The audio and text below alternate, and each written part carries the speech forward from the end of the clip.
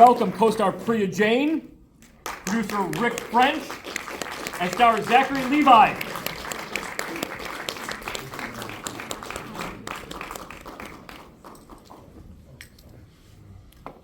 Hey, everybody. Hey, Rick.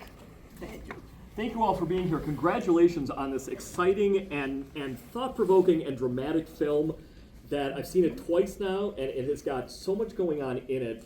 Zach, let's just start off right with the beginning and talk about maybe just how you kind of came to the role, what you kind of found in the role of Nick that maybe kind of felt a little bit like something that could speak to all of us, and what it was like kind of researching and talking with the real Nick Schuyler. Yeah, I mean, well, I was the fortunate one in this. Nick was the fortunate one in this story, and I was the fortunate one that he was alive. I actually had somebody that I could talk to, and I could ask him, about himself and what was his experience like. The other gentlemen obviously were not as fortunate, and therefore the actors, Quentin and Terrence and Marshall, did not have the opportunity to talk to their counterpart and ask them what was their experience like. Which is a double-edged sword. That also gave them a bit of a freedom in their performances to kind of, they did what they could online and searched for whatever they could. Marshall had the hardest time. Will doesn't really have an online footprint. Marquise and Corey had a little bit that you could kind of research, but still not that much. But I talked to Nick. We had a few, long conversations on the phone. As you can imagine, it was an insanely traumatic experience for him, and the way trauma works is that, a lot of your memories go with that. You don't remember a lot. Fresh out of the experience, he was able to detail a lot of it, and it went into the book, but by the time I was talking to him, it was 15 years, past, and so I gleaned what I could, and then, Joe had written a really great script, or rewrote. I mean, we had another wonderful writer that was on that before, and so you take what's in the script, and whether you're doing a fictional or non-fictional character, the intention is to always be as authentic as you can, and so that's what I aim to do. Yeah. Was there one thing that either you read or in conversations, something that sort of surprised you, or that kind of gave you a slightly kind of left turn angle and like, oh, this is an interesting way that he approached those hours or those situations? No, I think just his stoicism. I mean, he, even to this day, he's a very, he doesn't. Yeah. He must be an incredible poker player. He doesn't give you anything. He's a very even-keeled human being, and I believe that was also a part of what allowed him to keep his cool in the midst of all of that insanity and all of that loss and sadness. Yeah. Rick, the film is co-written and directed by the amazing Joe Carnahan, who's known for films that kind of push us to the edge. You guys filmed in Malta. What was it like kind of filming in those situations? Yeah, well, everyone thinks of Malta as a very warm, beautiful island off the coast of Italy, but that water was cold. And Zach and the guys were in that day and night, over and over. And Joe Carnahan will put you through so many takes that he would make them do it again and again and again. And those water cannons would just keep shooting, and those waves were, if you were expecting 3-foot waves, he'd give you an 8-foot wave. I mean, it was his whole idea, I think, and Zach could speak to this better than I can, but was to not, he was always keeping the actors on edge, not knowing exactly what was coming, and I think that then helped with the performances. I mean, I think the word you're looking for is torture. Yeah. Well, I choose not to use that, but yeah, among friends here, sure, that's probably right. And Joe's a very demanding director. He knows exactly what he wants, and he will push you until he can get that out of you. And he put these guys through absolute hell. He really did. And so while the island was beautiful, those water tanks, really cold. They are they're Horizon open water tanks that connect to the ocean, so it's not pool water. That was very, very cold water that they were dealing with. And to their credit, as Zach said, they weren't in wetsuits. I mean, he had one. He had one underneath your jacket. Some of the other guys didn't. And and then you got to remember all the crew who are in the water making that as well. So it was quite a film, as I hope you guys agree, to make and to give you that kind of visceral experience. Yeah, and from a producer's point of view, making any life story or any episode from somebody's life, any nonfiction book, comes with it a responsibility to the truth and kind of making sure that it stays cinematic, but also that it stays true to the person's experience, right? Very much so. Yeah, I mean, you know, we obviously had Nick's story in the source material, but we very much wanted to not just tell the story about how they passed, because that's going to come through, but how they lived. And so we worked hard, understanding this is not a biopic, so you can't go back and cover their whole lives. But we tried to set up the characters so that you had an understanding of who they were and the friendship and so on before they got out into that open water. And what we put on screen is what happened. I mean, that it's a true story, and we followed it as faithfully as we possibly could. And it didn't need any elaboration. Yeah. One of the things that I think is so powerful about the film too, and obviously that is the spine of it all, is that not only is it a tale of trauma and Nick's survival, but it's also a tale of friendship and how these four guys really were such good friends. Yeah, very, very much so. I mean, Nick and Will in particular were best friends with Paula. In fact, Paula, Nick's wife today, would tell you her best friend in the world was Will. Mm-hmm. And so they were always together, inseparable from college on. And Marquis and Corey were teammates with the Bucks, as you saw, and lived in Tampa, and so they trained together in the off season. They had a bond there. And I think that bond is what kept the guys alive as long as they did stay alive. Because with those elements, they shouldn't have made it an hour or two. I mean, crashing off that boat constantly with nothing to hold to except each other. But the fact that they were professional athletes who knew how to work with one another and try to work as a team, I think is what kept them alive as long as they lived. Yeah.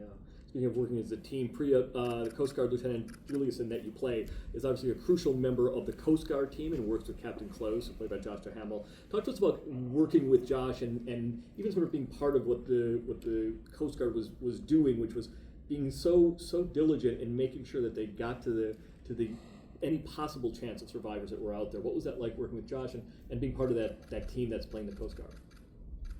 So Josh is very talented, and it is being in the Coast Guard is difficult. It's very rigorous, and they are very trained to do so. And I learned a lot about what it's like to be in the Coast Guard and what their lives are like.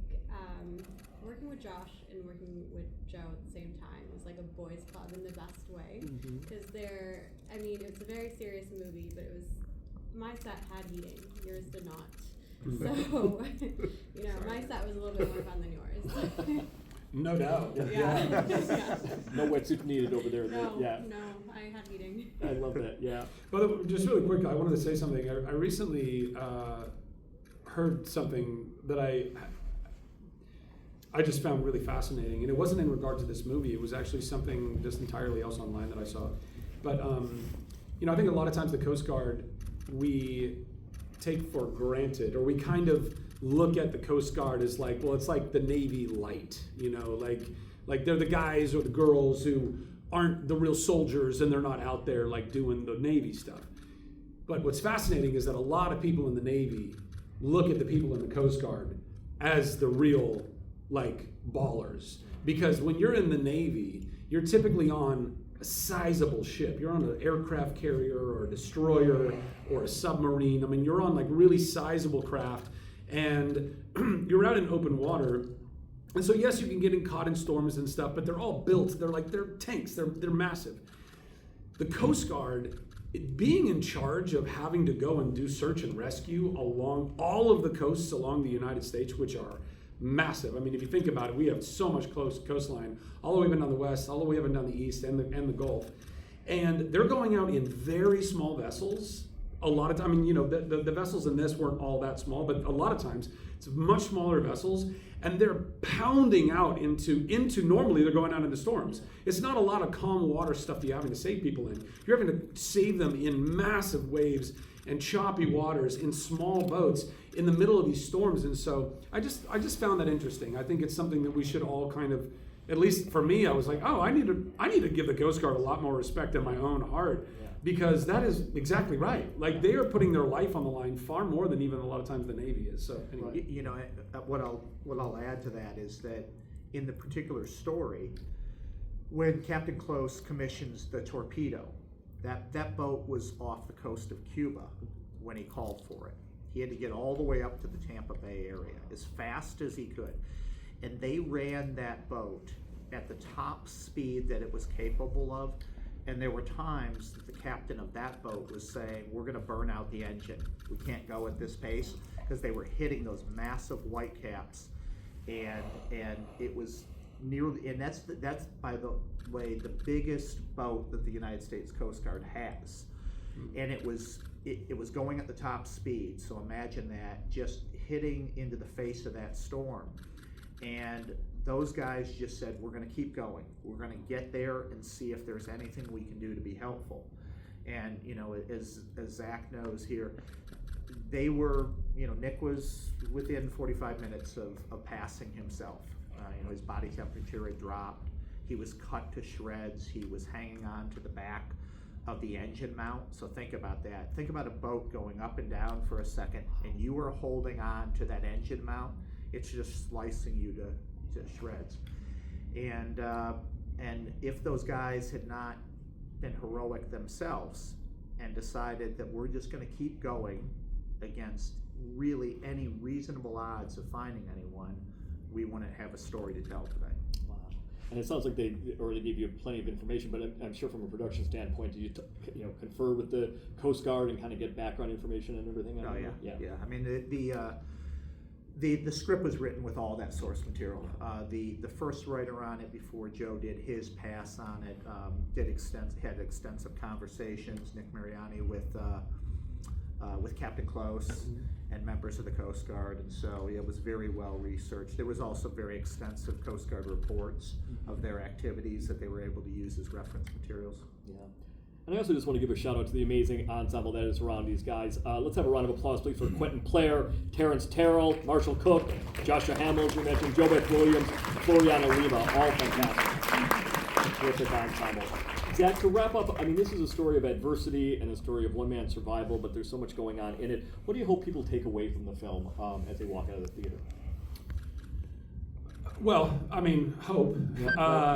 As is referenced in the title, I think that it's important that no matter how dark things seem in our lives, and often they can, I've been there, and you got to hold on to that last shred of hope. I mean, it is imperative that you do, because it can be very easy to look at everything around you and your circumstances and just say, well, fuck it, I'm out. Yeah. This is not worth it anymore.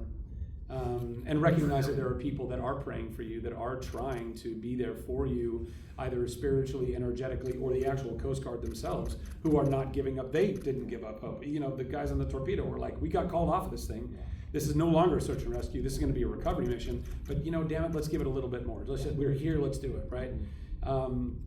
But I would say that also, philosophically, something that I definitely take from this is cut the anchor. If you've got something, seriously, right? I know. But, I remember reading the script. I had heard about this story when it happened. I cursory on the news. I remember hearing, 4 guys went on a fishing trip and 3 of them died and 2 of them were NFL players. And I was like, oh man, that's heavy. Like, I didn't get a lot of the details, but I thought that's just, I mean, anytime I hear anything like that, I'm like, what a horrible way to die. Like, what a horrible, not that there's a lot of great ways to die, but that's a really horrible way to die. And then reading the script and getting the details of it and realizing that's really what it hinged on. That it was Marquise, this little thing, that because he had a week prior, he had gone on a fishing trip and he had already had to cut one anchor. He kind of references it in the movie. $500 anchor. $500, and that was the difference between 3 of those guys getting back to their families. And so when I say cut the anchor, like whatever it is that you've got going on in your life, we all have these things. We all literally have things that are dragging us down, that are holding us down. And sometimes they're small and they're petty, and sometimes they're really big, but you have to be able to kind of weigh that out and go like, is this worth holding on to if it's gonna keep just holding me and just drowning me in this, And so that's something I've looked at in my own life. Like, what anchors are in my life that are holding me down that I just need to cut that thing? I just need to be like, I'm done. Whatever that is, I'm done with that. So yeah, I hope people take that, you know. And if you're actually fishing and there's a storm coming, actually cut the legitimate anchor. Yeah. Don't do this. Don't stick around, right? Exactly. And as that's a great message. And as a minor point, also, it's great on any screen, but this is a great movie to see on the big screen. And movie theaters are important, and this kind of movie on the big screen is such a phenomenal experience. And thank you all for being here. If I could ask everybody just to stay in your seats just a couple of minutes. These guys have another event to get to. Let's have a huge round of applause, please, for Zachary Levi, Priya Jain, and Rick French. The film is Not Without Hope. Thank you, everybody. Thank you, New York. I love you. My favorite city in the world. Zach, you sign it real quick? I'll do one for you. Yeah, it's the Blu-ray.